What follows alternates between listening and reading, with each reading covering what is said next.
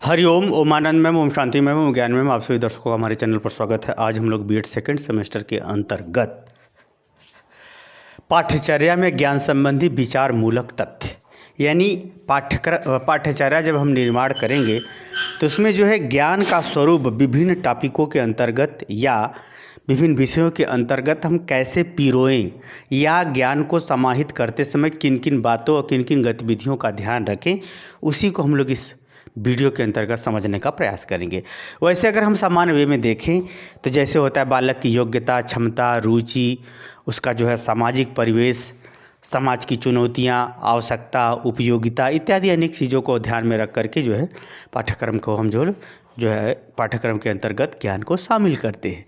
आइए उन्हीं सब बातों को हम लोग इस वीडियो के अंतर्गत थोड़ा डिटेल में व्यवस्थित होकर के समझने का प्रयास करते हैं।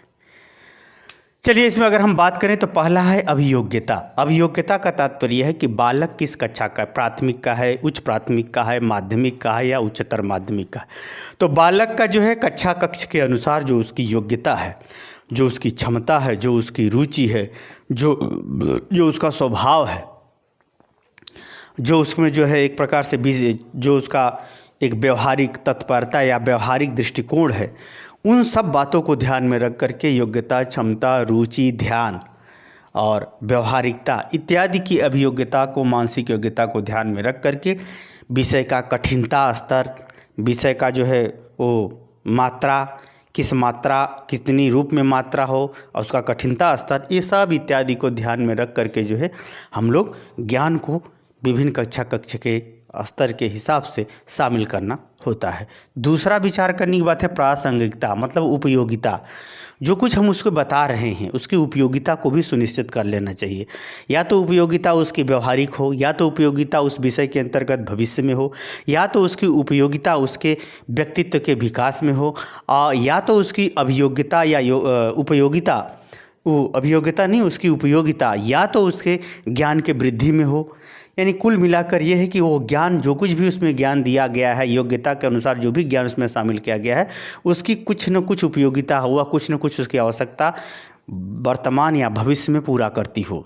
तो इस सब बातों को भी ध्यान में रख कर उसमें शामिल किया जाना। जैसे बहुत सारी ऐसे भी ज्ञान होते हैं जिसको हम नए सिरे से सिखाते हैं, आगे चल कर के व्यवहारिक रूप पकड़ लेता है। कुछ ऐसे भी उसमें ज्ञान होते हैं जो व्यवहार से शुरू होकर के उसके समझ तक, चिंतन तक पहुंचता है। ये सब बातों को ध्यान में रखना होता है ताकि वह हर पहलू से अपने व्यक्तित्व का विकास अपने रुचि के अनुसार कर सके। आगे है संस्कृतिकरण। जिस समाज में है उस समाज में जो है क्या रीति रिवाज है, क्या परंपरा है, उस समाज की चुनौती क्या है, उस समाज के आदर्श क्या है, मूल्य क्या है, अच्छाई क्या है, उस समाज का जो है एक प्रकार से सामाजिकरण का मापदंड क्या है, ये सब बातों को भी उसे धीरे धीरे उसके स्तर के हिसाब से, जिस स्तर का बालक हो उसी स्तर के हिसाब से उसे समझाया जाना चाहिए, बताया जाना चाहिए। इसके संग संग जो समाज का जो है सामाजिकरण का स्वरूप क्या है, इस सब बातों को भी ध्यान में रख करके उसमें मूल्य, आदर्श, रीति रिवाज, परंपरा, सोच समझ, आचार विचार, भावना, व्यवहार, संबंधों की गरिमा, मूल्य इत्यादि की बातें उसको कक्ष के अनुसार प्राथमिक स्तर, उच्च स्तर और माध्यमिक स्तर इत्यादि को ध्यान में रखते हुए उसमें ज्ञान संबंधी बातों को पिरोते समय विचार करके शामिल करना चाहिए।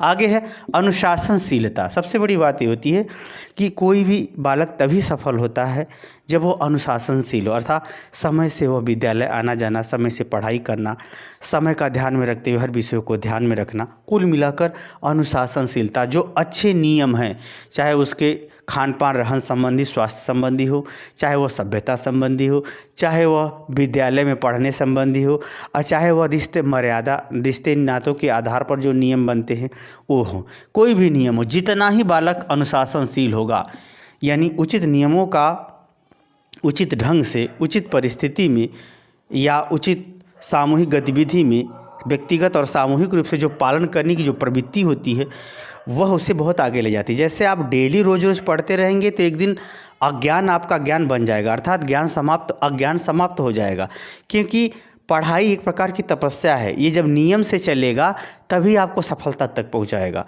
उसी तरह से अच्छा व्यवहार भी एक प्रकार का तपस्या है। जितना ही आप ध्यान दे करके भावनाओं, कर्तव्यों, दायित्वों, अधिकार, कर्तव्यों को ध्यान में दे के करेंगे, उतना ही आप अच्छा व्यवहार करेंगे।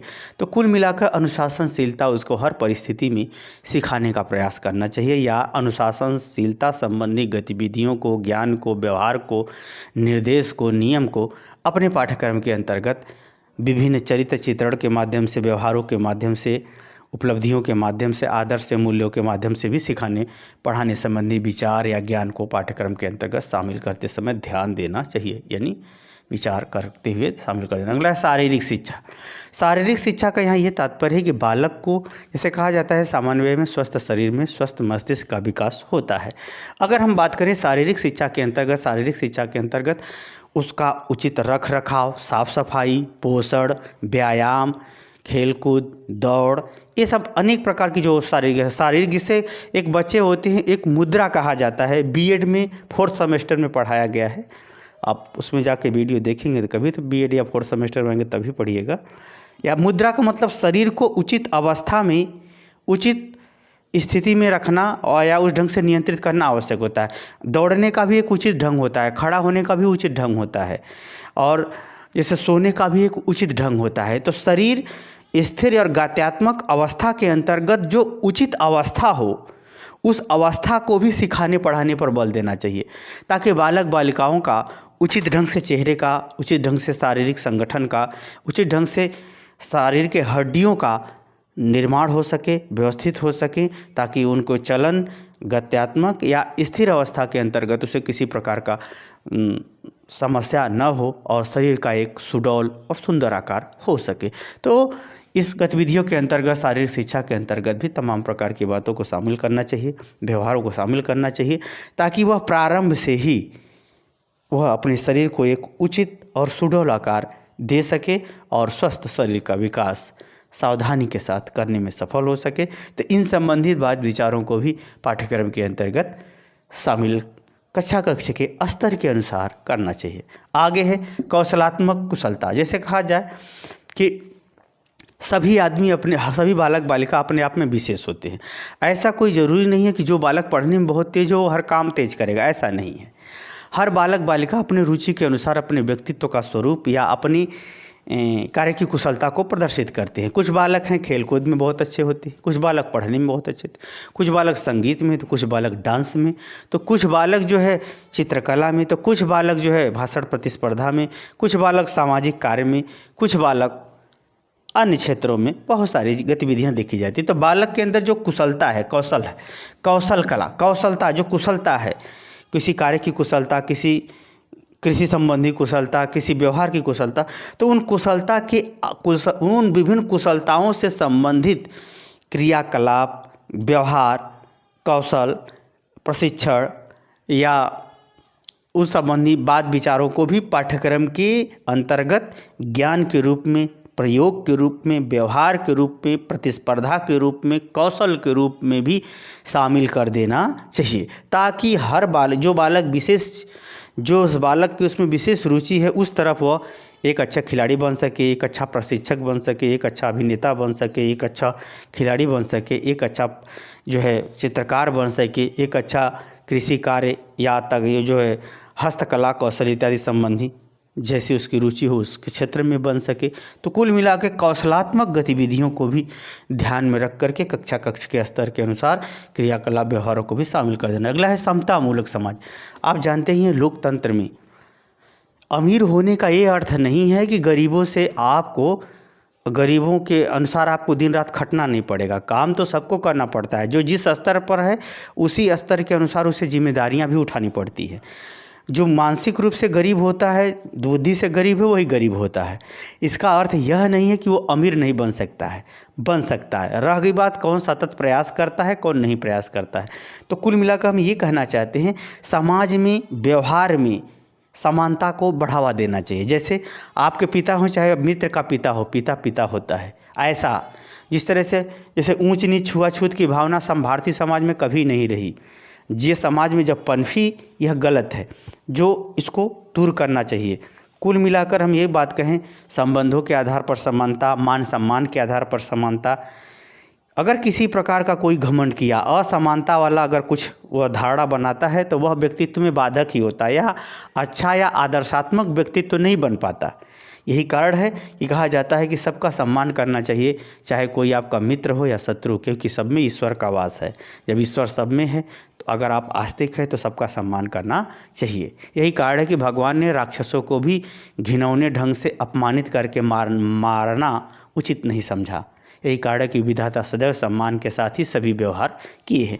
तो समानता रिश्तों में, व्यवहारों में, आदर्शों में, सोच समझ में, संबंधों में, लोकतंत्र में, जातियों में, धर्मों में, संस्कृतियों में इत्यादि संबंधी गतिविधियों को समानता के दृष्टिकोण से पढ़ाया, लिखाया, समझाया, बताया जाना चाहिए, या ऐसे तथ्यों को भी पाठ्यक्रम के अंतर्गत, पाठ्यचर्या के निर्माण के अंतर्गत विचार करके स्तर के अनुसार ध्यान में रखते हुए शामिल करना चाहिए। ये भी विचार। अगला जिज्ञासा का अंकुरण। बालकों के अंदर जो ज्ञान है उस ज्ञान के अंतर्गत ऐसे भी व्यवहार, क्रियाकलाप, सोच समझ, जानकारियों को सिस्टमेटिक क्रमबद्ध शामिल कर देना चाहिए जिससे उनके अंदर एक जानने की जिज्ञासा हो।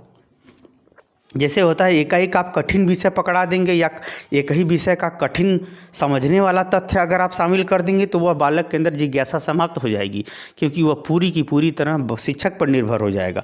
ज्ञान को इस ढंग से सिस्टमेटिक करना है कि बालक एक चीज़ जाने तो दूसरे चीज़ जानने की उसके अंदर जिज्ञासा उत्पन्न हो जाए, या उसके अंदर उससे संबंधित तर्क की क्षमता उत्पन्न हो जाए, या उससे संबंधित विचार या कल्पना की शक्ति की क्षमता उसके अंदर उत्पन्न हो जाए। तो इन सब बातों को भी ध्यान में रख करके पाठ्यक्रम के अंतर्गत विषय को शामिल करना चाहिए या जानकारी को शामिल करना चाहिए। अगला है पाठ्य सहगामी क्रिया। जैसे पाठ्य सहगामी क्रिया का मतलब कोई भी विषय हो, जब तक उसके व्यवहारिक पहलू को ध्यान में न रखा जाए, व्यवहारिक पहलू का कार्यक्रम या प्रयोग या पर्यटन या कोई भी उसका जो व्यवहारिक पहलू है विषय का, प्रयोग भी हो सकता है, उपयोग भी हो सकता है, निर्माण भी हो सकता है, अन्य गतिविधियां भी हो सकती है। तो पाठ्य सहगामी क्रिया यानी उस विषय वस्तु को पूर्ण रूप से सीखने के लिए, पूर्ण रूप से विश्वास कराने के लिए, पूर्ण रूप से अधिगम कराने के लिए, पूर्ण रूप से हर पहलुओं से परिचित कराने के लिए जो उससे संबंधित गतिविधियां कराई जाती हैं, उन सब गतिविधियों को भी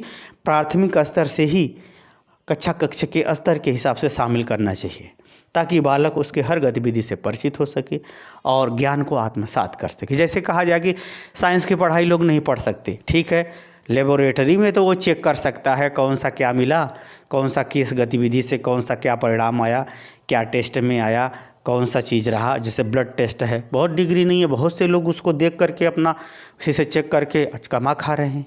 कहने का मतलब ये है कि कुल मिला के पाठ्य सहगामी क्रियाओं पर भी बल दिया जाना चाहिए, या इससे संबंधित ज्ञान को भी पाठ्यक्रम के अंतर्गत, पाठ्यचर्या के अंतर्गत शामिल करना चाहिए। अगला है मूल्यांकन या मापदंड संबंधी प्रतिस्पर्धा। अब ये भी ध्यान में रखना है कि पाठ्यचर्या सिर्फ निर्माण तक ही नहीं होती, पाठ्यचर्या के अंतर्गत हर कक्ष के स्तर के अनुसार से मूल्यांकन पद्धति क्या हो और उस मूल्यांकन पद्धति के अंतर्गत मापदंड क्या हो। जैसे जो कुछ निश्चित मापदंड के आधार पर मूल्यांकन का, जैसे गणित है, सही तो सही, गलत तो गलत, उसी तरह से मूल्यांकन के संबंधी जो भी ज्ञान है उसका मूल्यांकन का स्वरूप क्या होना चाहिए।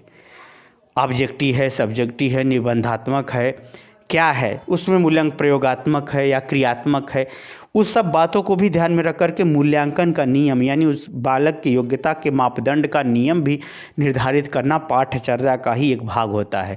वह भी एक प्रकार का क्या है, ज्ञान है, क्योंकि किसी बालक के योग्यता के अनुरूप अगर उसका सही मूल्यांकन नहीं होगा तो वह उस क्षेत्र में नर्वस हो जाएगा, पीछे हो जाएगा या बहुत हीन भावना उत्पन्न हो जाएगी। तो ऐसी परिस्थिति को भी ध्यान में रखना है कि पाठ्यचर्या निर्माण करते समय मूल्यांकन का मापदंड, मूल्यांकन को किस ढंग से किया जाए और कुछ जो व्यवस्थित चीज़ें हैं उसका मापदंड क्या हो। मापदंड क्या मतलब, इसे पैमाना का प्रयोग करते हुए अंक देते हैं, एक निश्चित नियम का प्रयोग करते हुए उसमें हम उसका अंक देते हैं, और इसमें जो है उसके जो है एक प्रकार से जो उसकी अभिव्यक्ति है और अध्यापक इसमें अपनी योग्यता का विशेष उसके अभिव्यक्ति के अंतर्गत अपना जो जानकारी है उसके आधार पर इसमें मूल्यांकन में अंक देता है। तो कुल मिलाकर ये कहें कि इसको ध्यान रखना है। और ख़ास तौर से मूल्यांकन के लिए प्रतिस्पर्धा का अगर हम प्रयोग करते हैं, कंपटीशन लाते हैं, तो उस कंपटीशन के अंतर्गत जो मूल्यांकन का होगा तो बालक एक दूसरे से देख करके एक दूसरे से कंपटीशन के आधार पर भी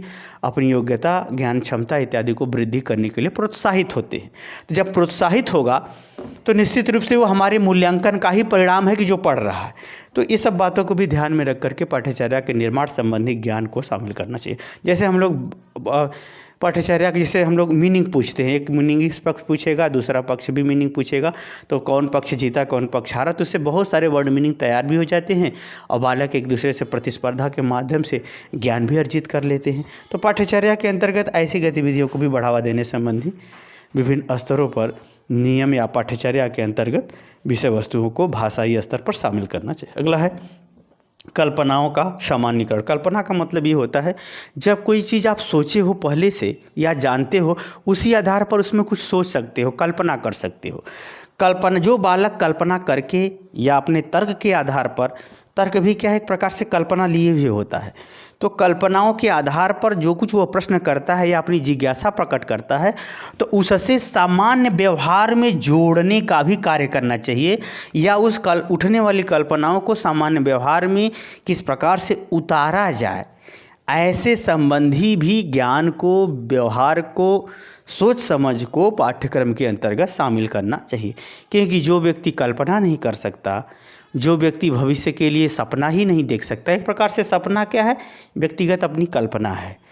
जब वो सपना देखेगा, कल्पना करेगा, तब जाकर के उसके अनुसार वह प्रयास करके वैसे अपने व्यक्तित्व का स्वरूप बनाएगा, उस तरह से वो अपने जीवन में सफलता को प्राप्त करने का प्रयास करेगा। तो कल्पनाओं को व्यवहार से जोड़ करके, जैसे अगर हमको हमारी इच्छा हो रही कि हमारे पास खूब बहुत बड़ा घर हो और उस घर पर घर में खूब लिफ्ट लगा हो, सीढ़ी लगी हो, लिफ्ट से भी मैं जा सकूं, सीढ़ी से भी जा सकूं आराम से, तो ऐसी परिस्थिति में क्या होगा कि अब जैसे ही ये कल्पना उठी, अब अध्यापक क्या किया, उसके ज्ञान को उसके योग्यता से जोड़ करके उस तरफ बढ़ने को जब निर्देश देगा, प्रोत्साहित करेगा, तब वो क्या करेगा, अगर प्रयास करेगा तो भविष्य में वो वह चीज़ बनाने में सफल हो जाएगा। तो कुल मिलाकर कल्पना अपने उद्देश्य के लिए भी हो सकता है, अपनी सफलता के लिए हो सकता है, अपने जीवन के लिए भी हो सकता है।